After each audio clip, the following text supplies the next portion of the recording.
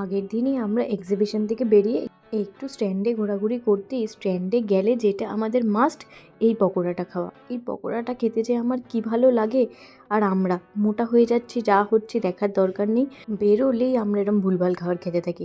পকোড়া খেয়ে এসেই আমরা মোমোর দোকানে দাঁড়িয়ে পড়েছি, আর এত ভিড় সেদিন, তাই আর আমরা মোমো খেতে পারিনি। তারপর আমরা গেছিলাম যেখানে আমরা বসি সেখানে বসতে, আর এরপরে অমিতদা সুস্মিতাও চলে এসেছিল।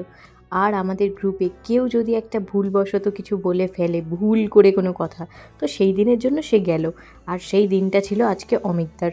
আর আমাদের গল্পের কোনো টপিক থাকে না, আমাদের আশেপাশে সবাই দেখছি কি সিরিয়াসভাবে কথা বলছে, ওইটাই হচ্ছে আমাদের টপিক। ওরা কি এত সিরিয়াস কথা বলে। ব্যাস আমরা টপিক পেয়ে গেছি, ওই নিয়েই আমরা সেদিন 2-2.5 ঘন্টা কাটিয়ে দিয়েছি। তারপর সেখানে বেশ খানিকক্ষণ টাইম বসে আমি ওদেরকে বলছি চলো ওঠো, 9টা বেজে গেছে, বাড়ি যেতে হবে। আসলে হচ্ছে ওদেরকে ওঠানোর কারণ আমি একটা ফটো তুলব বলে। আর অমিতদা ফটো তুলে ওখানেই দেখাচ্ছে, কারণ অমিতদা জানে ফটোটা যদি ভুলভাল কিছু হয় আমি আবার তোলাবো। তাই জন্য একেবারেই আমাকে বসিয়ে রেখে দেখিয়ে নিয়েছে। তারপর আমি ওদেরকেও একটা ভালো ফটো তুলে দিয়েছিলাম।